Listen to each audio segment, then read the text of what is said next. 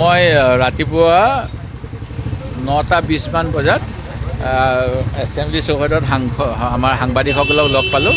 তেখেতসকলে জনালে যে ভূপেন বৰাই কংগ্ৰেছৰ পৰা খুব সম্ভৱ পদত্যাগ কৰিব। তেখেতে এখন বিস্ফোৰক পত্ৰ লিখিছে। মোক সুধিলে, মই একো গম নাপাওঁ, মই সেইকাৰণে তেওঁলোকক একো ক'ব নোৱাৰিলোঁ।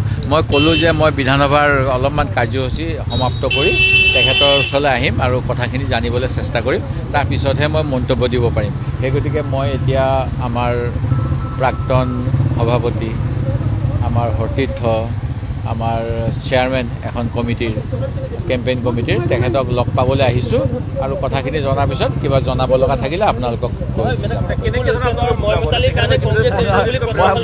মই নাজানো। মই পত্ৰখন দেখা নাই নহয়। আপোনালোকে দেখিছে নেকি পত্ৰখন? দেখিছে? নাই, সেইকাৰণে মই পত্ৰখন পঢ়ি চাম না, তাত কি আছে, এৰিলে নে কি আছে মই নাজানো। মই চেষ্টা কৰিম। এনেকুৱা হয় কেতিয়াবা, অলপ মনত দুখ লাগিলে আৰু কিনো কংগ্ৰেছ কৰি আছোঁ বুলি ভাবিছে চাগে। তাইতো ময়োতো কংগ্ৰেছ কৰি আছোঁ, ময়োতো মনত দুখ আছে। মোকতো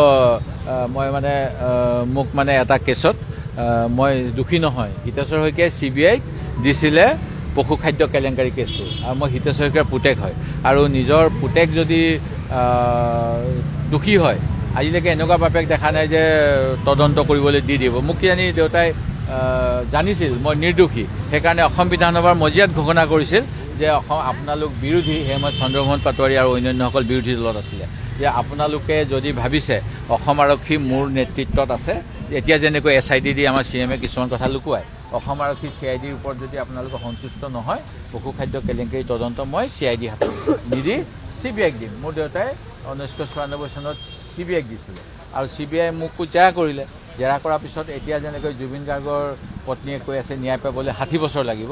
মই জানো, মই 1998 চনত যিটো কেছ হ'ল, সেই কেছটোৰ ভুক্তভোগী মই আজিলৈকে মই নিৰ্দোষী বুলি আদালতত মোৰ বিৰুদ্ধে দিয়া সাক্ষীসকলে তথ্য প্ৰমাণ দিয়াৰ পিছতো আদালতে চূড়ান্ত ৰায় দিব পৰা নাই, কাৰণ 500তকৈ অধিক সাক্ষী তাত দিয়া হৈছিলে।